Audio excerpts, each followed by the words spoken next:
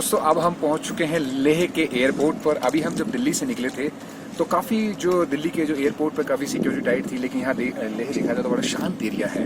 यहाँ कोई चहल पहल या शोर शराबा या कहते हैं पॉल्यूशन के मामले में कहा जाए तो काफ़ी साफ़ सुथरा है। लेकिन यहाँ ये चीज़ है कि अगर आप नए हैं और इस इलाके में आते हैं तो यहाँ थोड़ा ऑक्सीजन की कमी है, क्योंकि गाँव है कि तकरीबन 11,000 फीट की ऊंचाई पर है। अगर आपको ऑक्सीजन की कोई दिक्कत आ रही है तो यहाँ मेडिकल की सहायता भी है। नहीं भी आती तो यहाँ पर जो हमारे आर्मी का जो हेल्थ कैंप है वो भी लगा रहता है, जिसके से आप अपनी सहायता ले सकते हैं।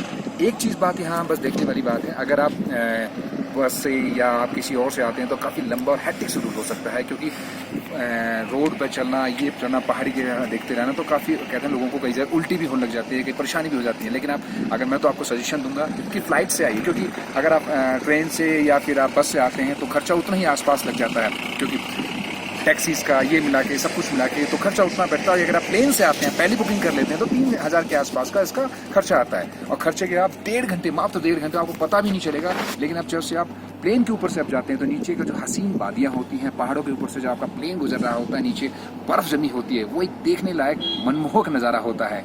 ये आप मिस कर रहे हैं अगर आप फ्लाइट से नहीं आते तो बहुत बड़ी आप गलती करेंगे। मैं तो आपको सजेशन दूंगा कि आप फ्लाइट से आएँ, क्योंकि उसका जो नज़ारा देखने होगा वो दिलचस्प होगा।